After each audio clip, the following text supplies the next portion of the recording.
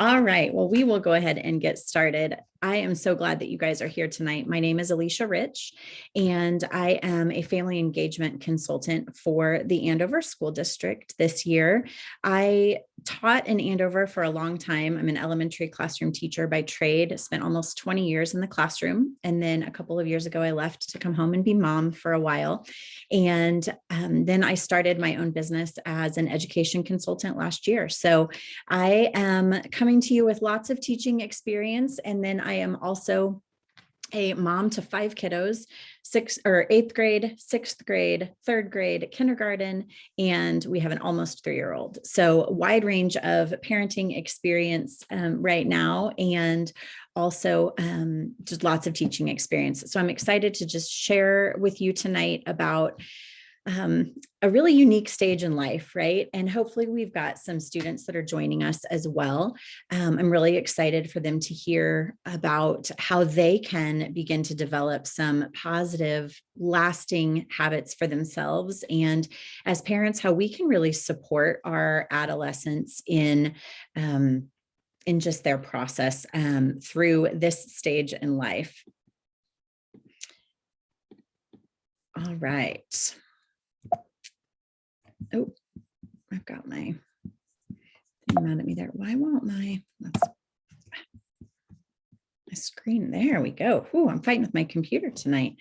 So I love this quote by Aristotle to kick us off, that really thinking about starting small and making all the difference. So it says the habits that we form from childhood make no small difference, but rather they make all the difference.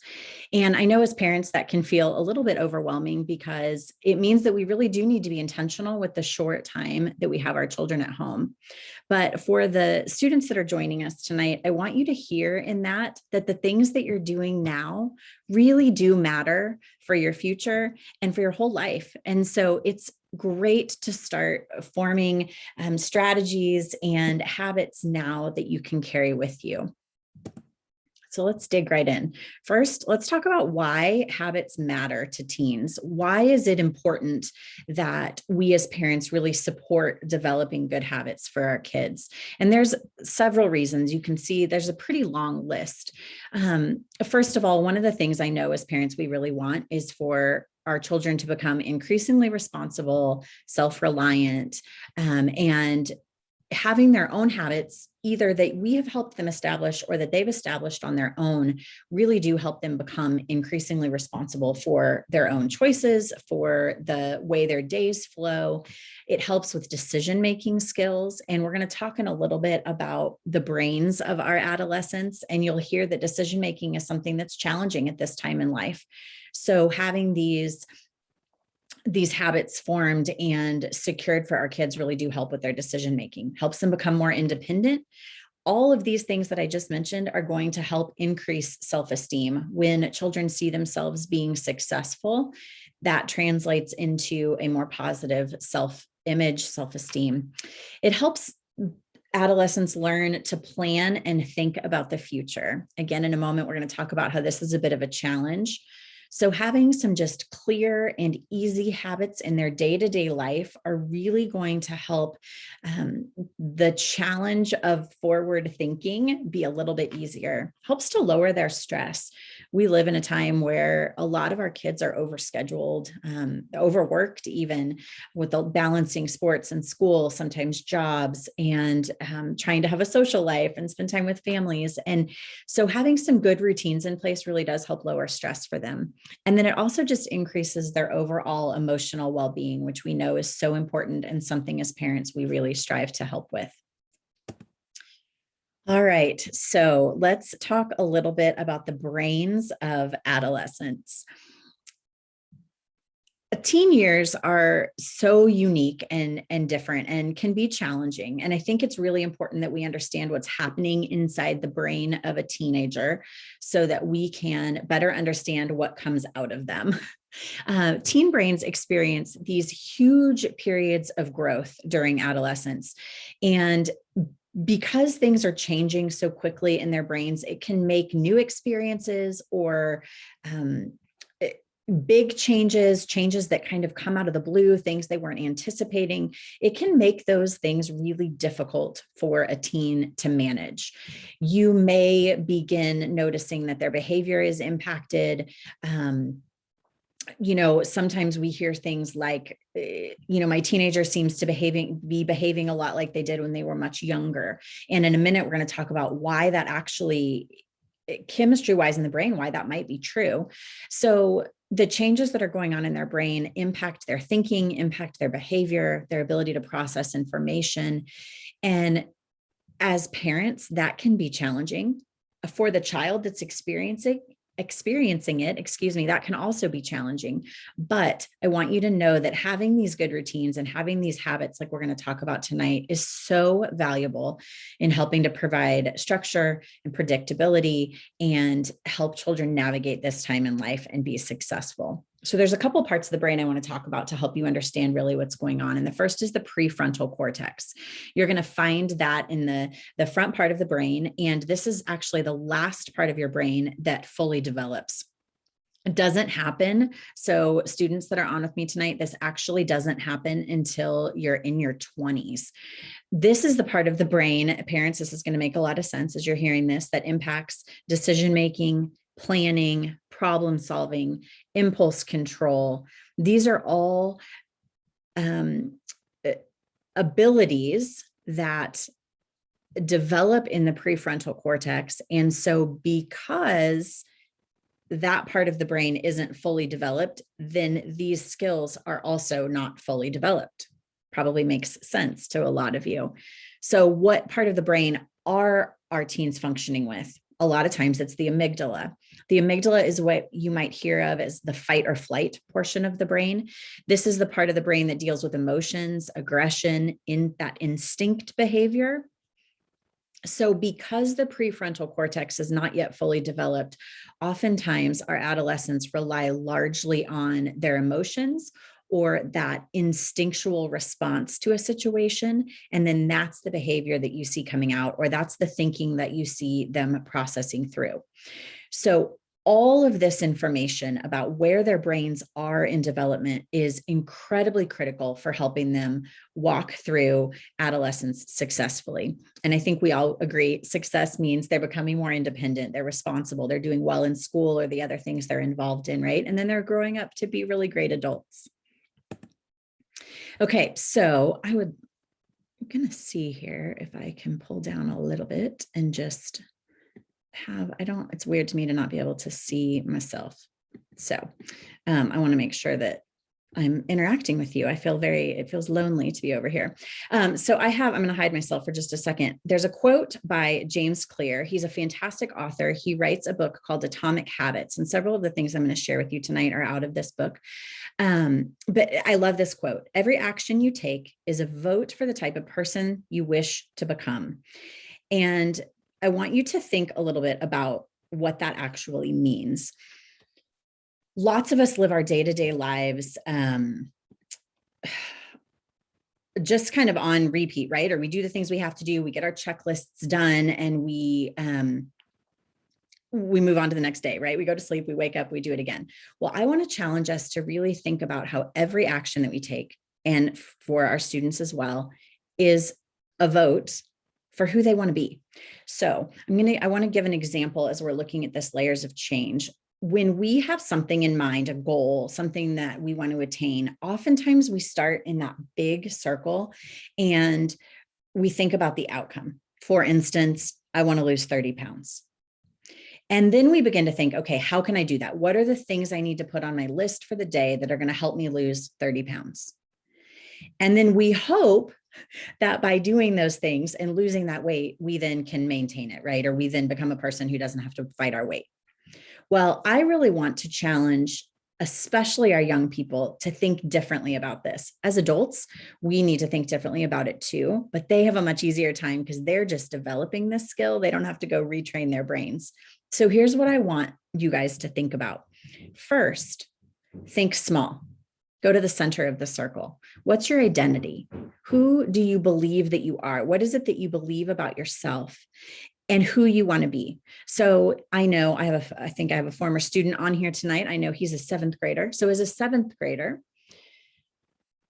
who do you want to be in 5 years? Who do you want to be next year? Who do you want to be next week? Think about all of those things and then decide, are the behaviors, the actions, moving to that second circle, that you show every day or that you participate in on a daily basis, your habits, are those reinforcing the identity that you want, or do they seem contrary to that? And what will naturally happen if you identify that identity that's important to you, and then you begin to look at the habits that create that identity, naturally the outcome will flow from that. So putting it in an example, or with the example I used a moment ago, if my identity is someone who cares well for my body, then what are some actions that I can take to show on a daily basis that I care for my body? The food that I put in it, the way that I exercise it, the sleep that I get, right? Those things. When I'm naturally thinking that way and doing those habits, the outcome is going to be that I will lose weight, that I will be in better shape, all of that.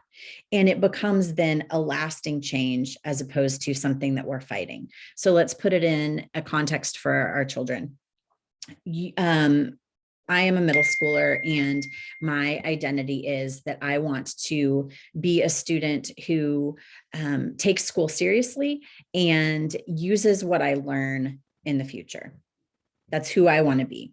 So what actions do I need to take on a daily basis to become that person, or to show that I am that person? I need to get my work turned in on time. I need to participate in class. There's a list of things that we could walk through, right?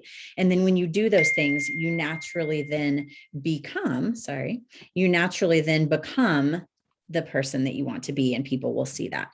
So as we're talking about habits tonight, I'm going to challenge you to really be thinking about this layers of change. And at the end, I'm going to ask you, if your kiddos are with you, to spend some time visiting with them right here while we're on tonight. And this is something that I'll want you to talk about. So keep that in mind. All right. I don't know why my computer's being very finicky tonight. Okay, so how do we form these new habits, these things that we want that are important in life? There's 4 laws of forming a habit, and this is where we're going to spend the bulk of our time tonight. So we want to, first of all, we want to make the habit obvious. Make it obvious. We want to make it attractive. We want to make it easy, and we want to make it satisfying. So we're going to dig in and we're going to talk about each of these. I mentioned, as I think if before everyone was on, feel free, if there's something that you see that looks valuable, take a screenshot, jot down notes if you want. And then the district is actually working on having a part of the district webpage where you're going to be able to access some resources from tonight later as well. All right. Oops. Oh, I don't know why my computer and I are fighting tonight. Okay. So first, number 1 is make it obvious. Our brains love and crave connection and structure. And this is true whether you're 5, whether you're 15, whether you're 55. Every time we get new information, our brain has to decide if it's going to keep it or not. And if there's nothing for it to connect to, or no reason that piece of information seems valuable, or that action seems to have a reward, our brain's going to discard it. So in order for us to have success establishing new habits, we need to have some awareness of our current habits so that we can make a shift and move forward. So I want to show you a habit scoreboard. That's a way that you can create success. And this is just kind of a quick example, but something that I would really challenge you to do at home. Either students, you can do this on your own. You can do this with a parent. Parents, if you don't have your child with you tonight, I would encourage you to help them walk through something like this later. So first, you would identify a goal. What's something that you're wanting, or something that maybe you're struggling with? So the example I want to use is getting work turned in on time for school. And the identity that you're trying to create is a student who takes school seriously and shows up like it's a job. Okay. And so part of that's getting homework turned in. And the mornings tend to be a struggle. Maybe we know that. So you're going to list, you'll see on the left side of the screen, every single thing that you do from the time that you wake up until the time that you get in the car or on the bus to head to school. Literally everything. Wake up, go to the bathroom, get dressed, watch TV. You can read the list there. Don't question it. Don't judge it. Just get it on a piece of paper. After you've done that, then if you move over on the right side of the screen, for each habit, you're going to decide if that current habit, things you're already doing, is something that's effective, it's positive toward the goal you want. So in our case, getting our homework turned in on time. If it's negative, it actually is working against our goal. Or if it's neutral, it doesn't really impact our goal one way or the other. And you're going to mark it. So positives, you're going to mark with a plus, negatives, you're going to mark with a zero, minus, and then neutral, just mark with an equal sign. So let's walk through our example together. Waking up, something that we have to do, right? If we're going to get to school and be responsible, we've got to wake up. That's just neutral. Going to the bathroom, again, another thing that's just neutral. Getting dressed, hopefully we're not thinking through, oh, should I get dressed today or not? Another neutral. Watching TV. This can go a couple different ways. Is this something that's positively contributing to you getting your homework turned in on time? No, but is it something that's negatively contributing? And it may not be, maybe it's not impacting it. But if you rush through everything in the morning, getting your bag packed, eating breakfast, whatever, so that you have time to sit down and watch TV, or you could fill in anything there, right? And then you're rushing out the door, that may be negative. Same with at the bottom, read a book.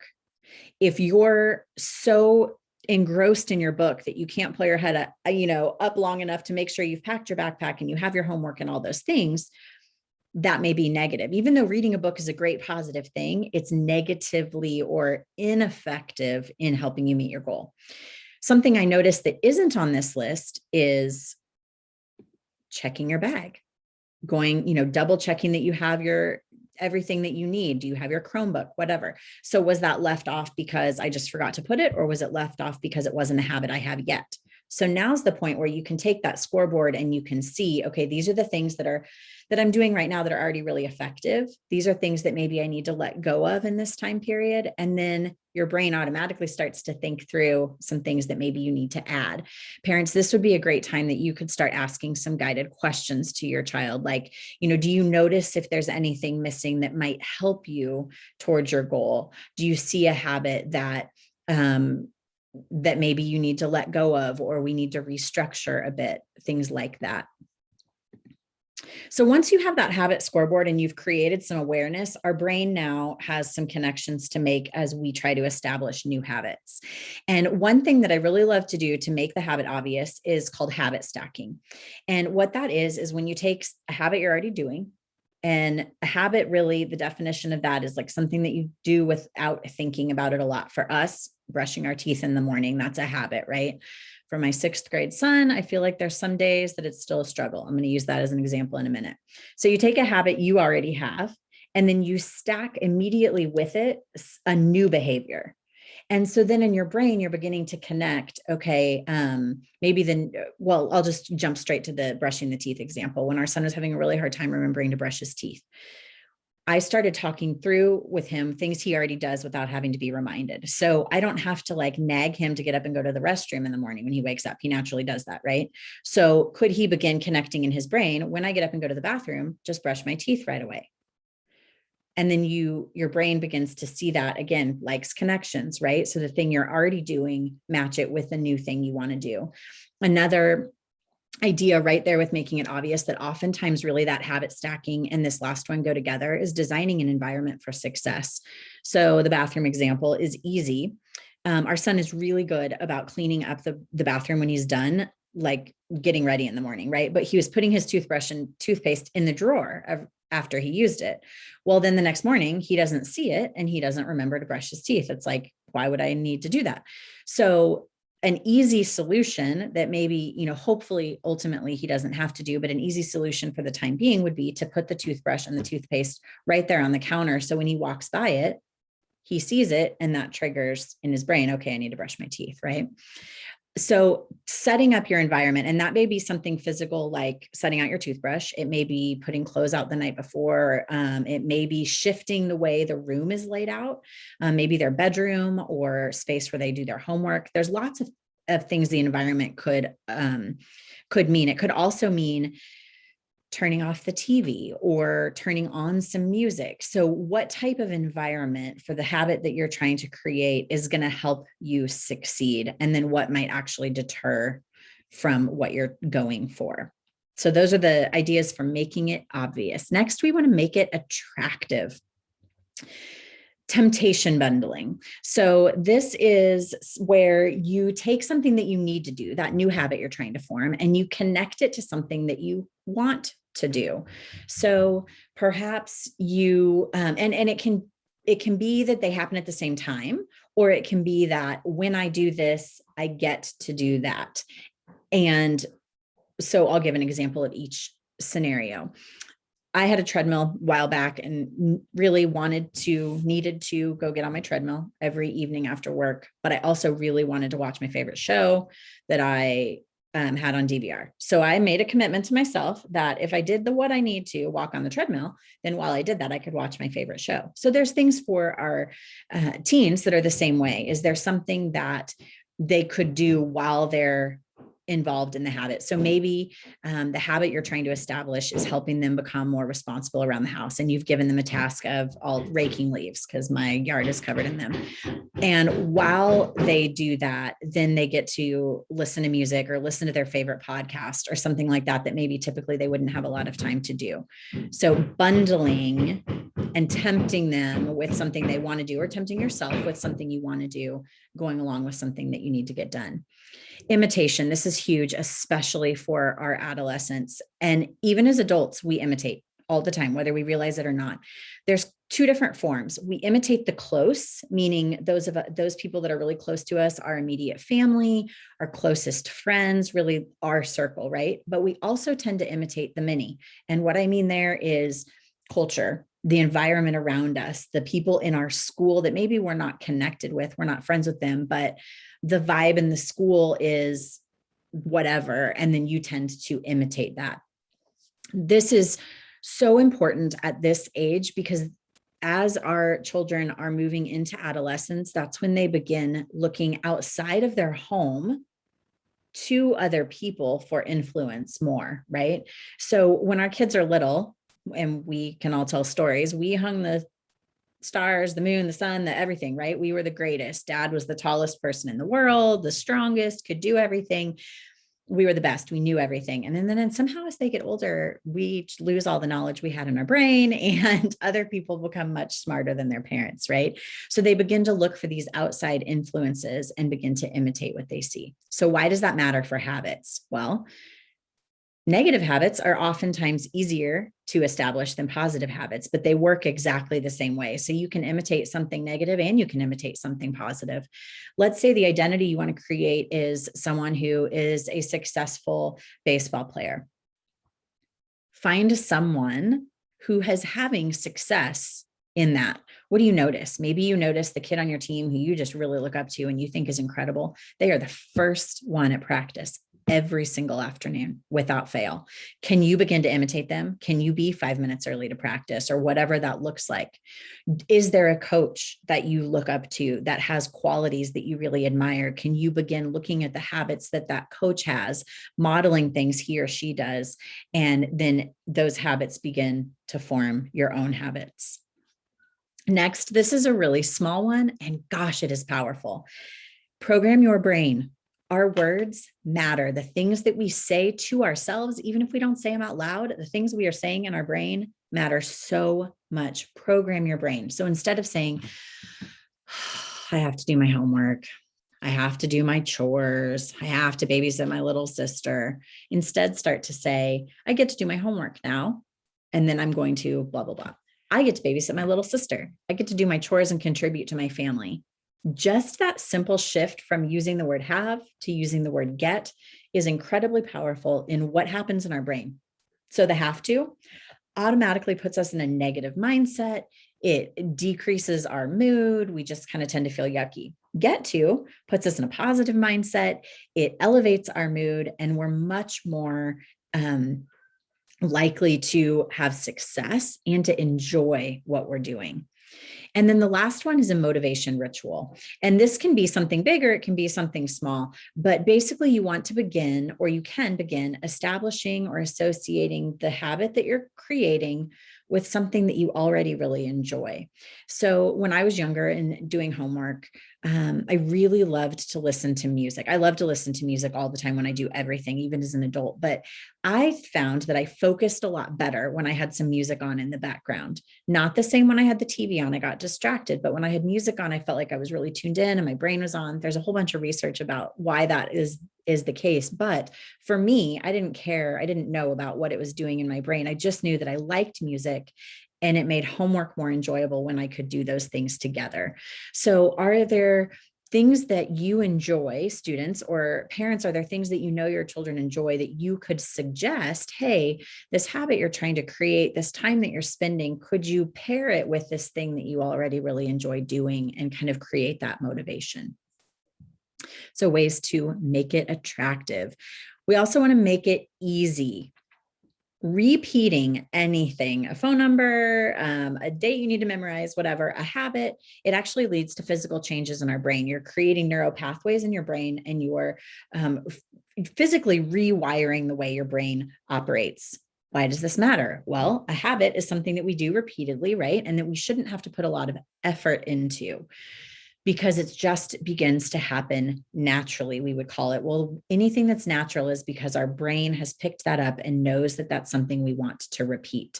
So how do we make it easy so that we can repeat it and make sure that we are building that habit, right? Because doing it once or twice or even 3 times, that's not a habit. It's still just an action that you're taking. So one way we can think about this is to reduce friction. Friction is anything that's going to stand in the way of you being successful. Go back to that habit scoreboard we talked about a little bit ago. What can you take out that is friction, that's standing in the way of you being successful? Get rid of it. Other friction might be environmental. If you're having trouble getting your homework completed on time, look around while you're doing your homework. What might be friction in your environment? Do you have the TV on in the background? Do you have siblings that are interrupting you? Are you doing homework while you're also trying to help cook a meal? And then how can you reduce the friction? And then this sometimes sounds odd and maybe against our nature, but I want to talk about a 2-minute rule. So students, I really want you to listen to this. Whenever you are doing something new and you want it to be a habit that you can sustain over time, you need to start small, really small. Less than 2 minutes or 2 minutes max for you to do this new habit. So let's say you're really working to read every day. It's something that you struggle with, you don't enjoy right now, and getting your daily reading in is hard. Start and set a timer and read for 2 minutes, and then get up and go do something else after you've done it. And hey, you've had success. Do it again the next day. Do it again the next day. And eventually you're going to see that you can build that up, right? Your stamina is going to increase, and then you can move to whatever the actual time is for your habit. Another example, and this blew my mind the first time I read it in a book. The author was talking about if you want to get in the habit of working out every day, so many of us say, okay, tomorrow I'm setting my alarm an hour early, getting up and going to the gym. I'm going to do this, right? Our alarm goes off. We're tired. We shut it off, or we hit snooze a million times and we don't get up and go to the gym. And on day 1, we have failed. And then we feel bad about ourselves and we say, well, I knew I was never going to go to the gym anyway. I'm not even going to try. So don't raise your hands, but how many of you have felt that way in the past? It's easy to have happen. So this author was saying, instead of doing that and setting yourself up for failure, so set yourself up for success. First, your habit you're forming is setting out your workout clothes at night before you go to bed. That's it. And once you're doing that without thinking about it, you have a habit. You've succeeded. Next, the habit you're going to form is putting on your workout clothes every morning when you get up. Do that until you do it without having to convince yourself you've had success. Then the next habit maybe is that you spend 2 minutes walking up and down your street. 2 minutes. You've had success. and then you can move on. And so you're building, and this isn't something that has to take months and months to build, right? But maybe that habit of setting your clothes out at night, maybe it comes really quickly and you can move on to the next thing. But the idea is if you start really small and you feel success, you're more likely to want to continue. And then last, we want to make it satisfying. As adults, we have the opportunity to reinforce our behavior with really whatever we want, right? We can give ourselves rewards. We can track our habits. We can pat ourselves on the back. We can go buy ourselves new whatever when we want. Our children don't have that same ability. Oftentimes they rely on us or on their teachers or their coaches to really reinforce the things that they're doing. But the cool thing about adolescence is they're getting a little bit more freedom, and we want to encourage that independence. So let's think about how we can begin shifting in their minds, reinforcement needing to come from someone to reinforcement coming from themselves. Maybe they save up a little allowance money and they treat themselves when they meet a goal, or maybe reinforcement is getting to share with you something when they've had success, or with a favorite coach or teacher. Reinforcement can look lots of different ways. So students, I'm sure you remember when you were young, if you got all your homework done, maybe you could have Friday fun at school on a Friday, or you got to pick out of the treasure box, right? Those were all ways that your teacher was working to reinforce the habit of turning in your work on time. Now, and the reason they do that and they focused on that was because they knew when you get to middle school and high school, you're not going to be rewarded for doing that. That's what's expected. So you were establishing the habit in elementary school. Now you're expected to do that, and you still have a reinforcement, but it feels different. Your reinforcement is your grade, right? So you turn your work on time and you've done your best work, you get a good grade. You don't turn your work in on time, you get a 0. That's reinforcement. If you don't like the way it feels, you probably will change your behavior next time. So reinforcement can look lots of different ways. It can look like a grade. It can look like treating yourself to something. It can look like celebrating with your family, having a dance party in the kitchen because you've been successful. And the last way that you can really make it satisfying, and this goes a lot with reinforcement, is using some type of a habit tracker. And I really want to encourage you to do this. It can look many different ways depending on what works for you. You can keep one in your planner that you have for school where you're writing your assignments. It can be something that you put up in your room or on your mirror in the bathroom. Maybe it hangs on the fridge in the kitchen. Maybe it's in your car. It doesn't really matter where it is as much as how you use it and if it's something that's motivating to you. So think about when you're trying to do something new and you get excited when you accomplish it, right? But then the minute that you mess up or fail, as we like to say, all of a sudden we feel really bad about ourselves. And oftentimes it makes us not want to try again. A habit tracker helps you see the reality of success and failure, which I'm going to challenge you to not use that word.